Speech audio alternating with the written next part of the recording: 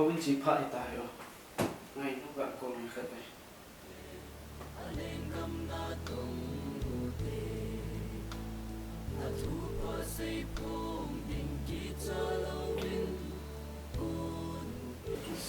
Con là big hiện. Gạ chúng ta sẽ xem nó.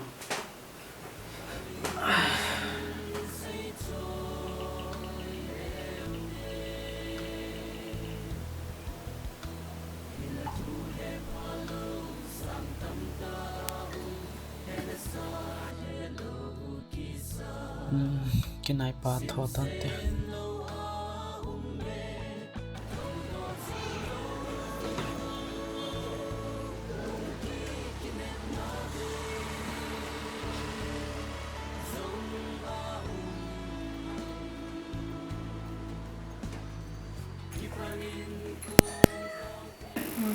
Không có nào này. Nè, chị có không này? Tôi có lại.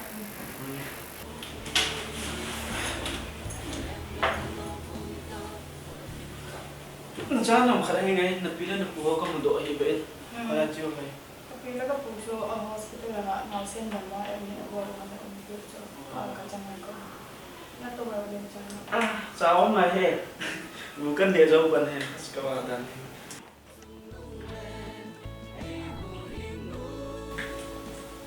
Kaya alin sana na nung punti pa tayo.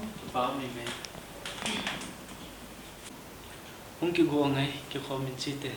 As kalungil tabi kadam tulo to nang kacil yang oleh. Iti na dam loong. Na dam lo na lo ka la thay chula. Ale. Lungsung dam lo na hinga ma. So ki romantic sa ago he lockdown to boy nangen himacha sang thanam na kanai the he tulai wang he. Hilawe ngay. Kipana bawa hawin zut di hilaw. Iti ho lai ta zo lehin. Pathin ha bela bel zo di cho. Nga cho lên. Ai tu kum he lang na chi to wa ole. Kau ten iwang sun tu kum Christmas hi in sun ki kima mande tiu ya na. Ai cho ticket lang kai kat nai lo piu. Nang na chi de. He chi chu pa kana jing ge he le. Ha ji dan. In sunga no le pa na te ki ne na ki he ke to. He le tu kum lok dan chi a ji ro ki he ji. Salary yang pincha na fu ki mukit nai lo. In mo kam in bara pi to chi so chi to na ki man chan to in bara to ki to chet ling ji so cha ma kan mo to ka ki hole tu kom Christmas le ni me to pi ta man de ti ba ai ho family mes yang sa na he hen tin to a na de tuition fee pe ki lo le la exam result out ki lo ti kum tha admission hi ki ding ka ge le ka ro as in lang chia ki zum so sang in thi ben he tiam ki tang he tu kum Katay ngay. Lay si chunga nang bo bawen thai na ki sa khat hai. Nang ho basal ni ho chila ai na mai ke ya in sunga mo ki pu he chimi. Bible in khat le khat pu gi ki ngai jang tu de ti hola ipan khom diu chuna. Pung yong bai gai tan hum ki bo ki comment chi ta te. Ada ki bo da.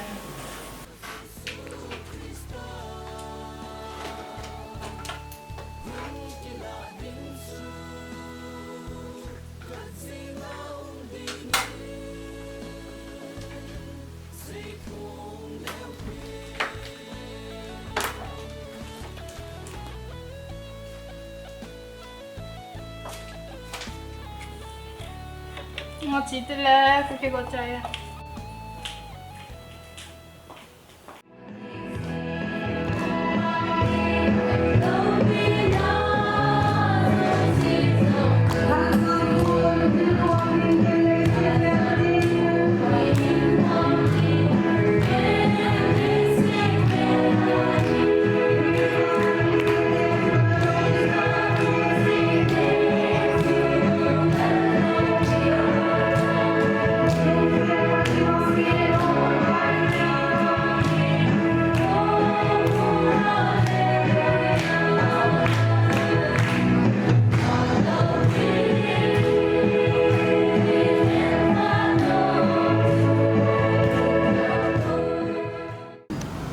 Lain ni khalakan akit dew tua akit hela to ke hilawin mi ama rồi thì ngay tôi thấy louva kilong set louva kita set adim set ala khana chum khat cho ma la ma ki ngai luma ma jeng ki ma jeng ai hi wang ala tu lai na na ma ta ja tunia nang le ke chani thong thei lo da om ki nei to kum he kum sia hi plan a fe de ya in sung ye thi am au me tia ki ngai si nei ngai pe ve asana tampi hin to ve in la pathinin kinem ne be ei koi po ve ji chu ima sango ba hen aman te pe le ta na nei Jesus Christ ai kinem na Christmas hi om ni nei hi chu nang le ke dinga ai na ei pe mun noi no pe na Jesus Christ ta om pe na tu sim ye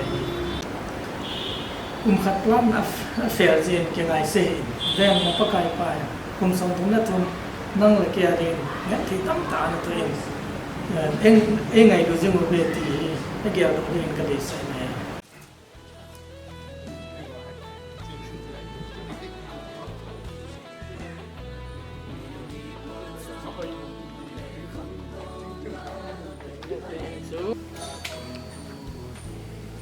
lâu mà ai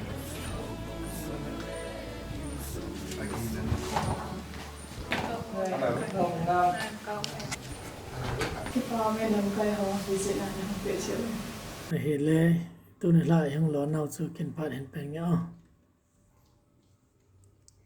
tu ne la ngai no ina yang lo nau ba man cha hi pa the ne ne win ke man tu bol hen pa ni nge ngai no ka hin sei nom chu a hele le lenin na boy na ho chu a hin sejin lam kai chang hon ka hin gel khom win mai jam sim pi ding le taw na man pi ding hi ka hin ge louva kong khal so no hin chale hi chu go chu hi lovin Houbung a ko nin kithopi na Jong ka hin choi win hi chu Houbung finance pa in ama khona ko nin hong kila in lang aban ban na chela han pha in te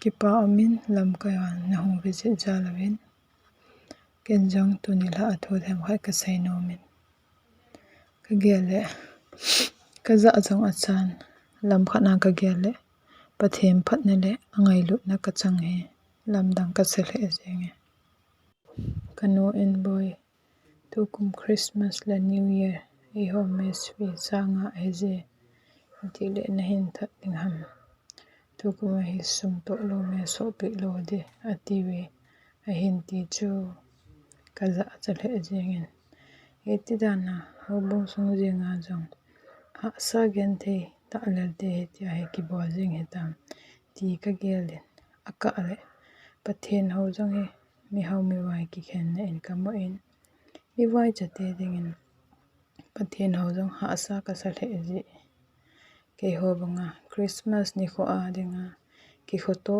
dem ki pa ni kho hilwa molphouna ni kho zo amang mi iza ra dem ti ka gele ha sa ka sa le tu ni a Houbung mi ten ngai lu na zara na hong bilwa ni taw pi wa ni kithopi o hi to meaning of Christmas ai ti kam che ne ka ke pa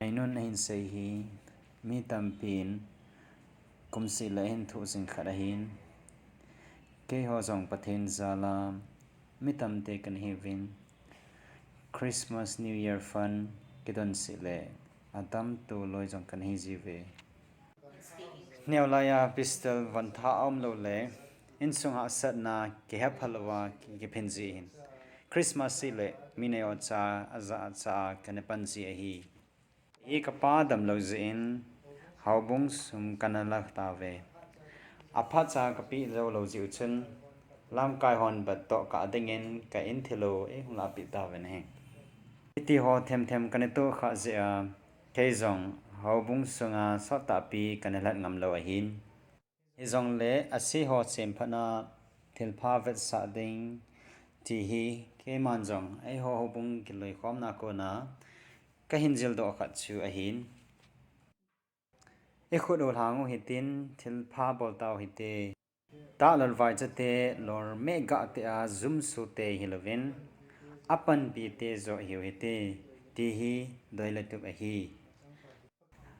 pakai pen ki papi na zala ipi ka pi thei ding ham ipi ka pol thei ding ham ti gelin pan la khom dingin ikiti mo ve ji chen ngen nun zong lolin ten pangin lang gan thi asat ni khoi zong be ikiza tu jingwa Houbung nang kai ho to problem ho iki solve tu jing diu chile lung thadai lawa pan hin la jing dingin pakai min ga hin te me ni ho in ka ga chi su ke ding se a thu ki se abange o mitin boy na le sep na ho hin so banga e hen o hi ja he o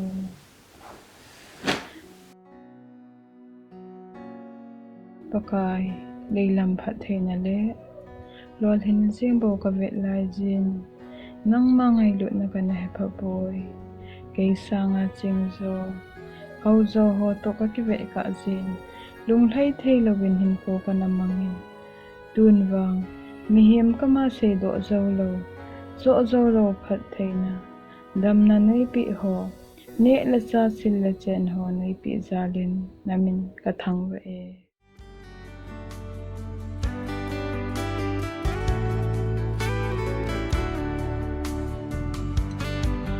nay hin khu chi dan ho hi lung giling ngai ton hep na ben bula atu banga sit na a o den nahi bagai kom hin bel lang na pogi ngai zan di a ang sum hin belin lang pogi